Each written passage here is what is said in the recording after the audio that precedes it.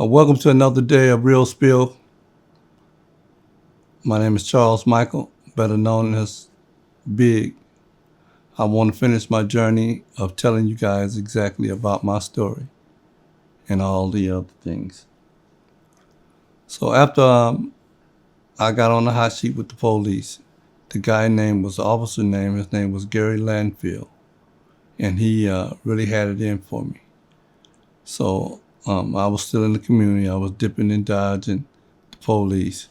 So one day I had bought a white Mercedes. I had my mom in the car and I was taking her to my sister's house. And he was passing by. Well, I was at the corner and he turned the corner going the opposite direction, and he looked and seen that I was driving this Mercedes. He immediately went up and turned around, did a U-turn. And cars were still kind of coming. I was sitting at the intersection, and cars were still kind of coming, going the opposite direction on east side. I was on 3rd and Newcomb. I dipped and went on. My mom was like, "What are you doing?" Instead of waiting for the cars to come, I shot past them. My mom said, "What are you doing?" And I was shooting up the hill. I said, "That's the police." I said, "He seen me. He look like he finna bother me." So he turned around and he had to wait for the cars that was for the intersection to clear, and he shot up the hill. By the time he shot up the hill, I was almost at the top of the hill.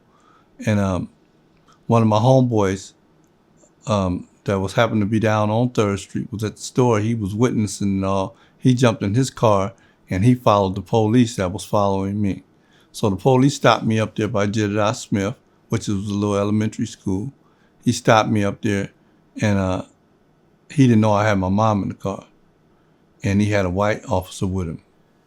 And he jumped out, and I wrote out a warrant. I said, "Man, what are you stopping me for?" And then my mom said, "What are you stopping me for? What do you want?" And my homeboy that had witnessed the whole thing that was down on 3rd was parked a little down by LaSalle, but he could see what was going on. He watching. So the police said, "Oh, I made a mistake." He said, "Oh, I thought you were somebody else." And my mom said, "Yeah, leave him alone, right?" And I pulled off. And the police went on about their business. So I started to elevate myself in the game. I started growing and getting more drugs, and more weight and things like that. So I ran into 2 of my little homeboys, and I put them on. And we was a team. We were selling D up in West Point. And I used to go up there, and it was my partner Jerry and my partner Sammy Mack. So we would go up there and we would be selling drugs. They would be with me and we would be selling drugs. I was putting them on. They was making money. We was buying jewelry. We was doing all kinds of stuff. So we used to go to the parties and hang out and be at the Trade Center when they had things like that going on. We would go out there and be in limousines and doing all kind of just stuff. We just showing out and having a good time.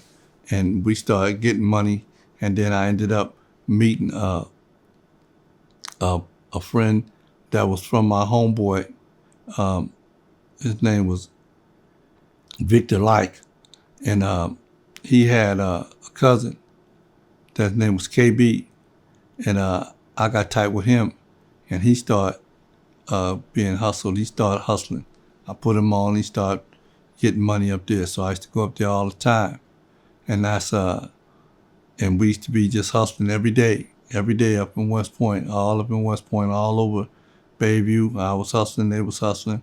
We was getting money, doing anything under the sun. After that, I ended up how I met Andre Martinez. KB ended up introduced me to him. And the first time I met him, he liked the Boston and I liked the Lakers. They was playing in the championship, and he was talking stuff. I was talking stuff, and I ended up telling him. I said, "Well, I bet you $500." Right? He said, "Well, bet," and we bet it. And Boston ended up beating Lakers at that particular time. During that year, Boston ended up winning the series. They had Larry Bird, and they ended up winning the series. And I came up there to pay him his $500, and he told me, he said, "Give me a quarter ounce instead." And he was already selling marijuana, so I gave him a quarter ounce, $500 at that particular time. So I gave him a quarter ounce instead of the $500, and Anthony started bubbling from there, and we got tight. So I was coming up to West Point all the time, and we was all growing, getting money together, doing all kind of stuff. We was young, traveling, going everywhere, going to all the concerts and things of that nature, and we was just having a ball. The brothers down there that was holding it down, my boy Frost, and I used to get work from him because he was hitting me off.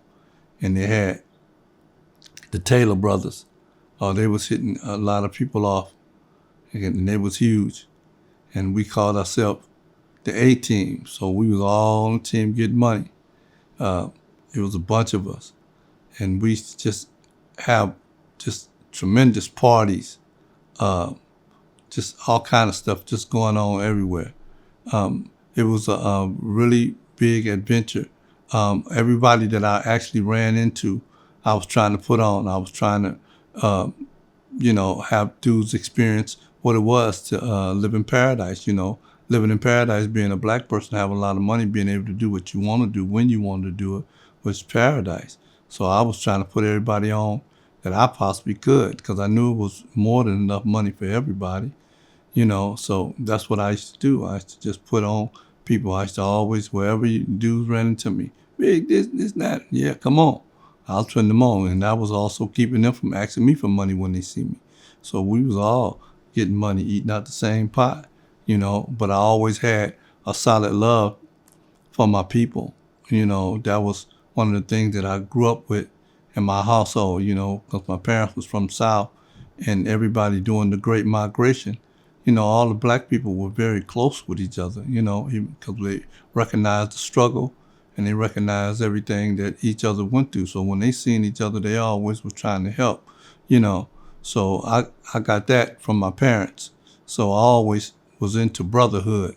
That's why I was always easy to get along with, because I always see my people. When I see my people, I always actually see myself, in actuality, without even really acknowledging it at that particular time. But that was just one of the things I was. My sister was actually the same way. My sister used to have people, when they start smoking cocaine real bad and start hitting the community real heavy, and it was affecting people financially, my sister would let them stay over our house. I come over there, people that we grew up with, a lot of girls stayed, and dudes lived with my sister, and she didn't charge them a dime. They would go and stay there with my sister Pee Wee, but we got that from my family upbringing.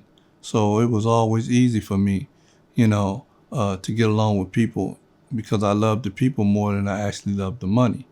Even though money took me a lot of places, I was always trying to make sure that I had people with me that was experiencing and enjoying the same thing, because I always wanted that, But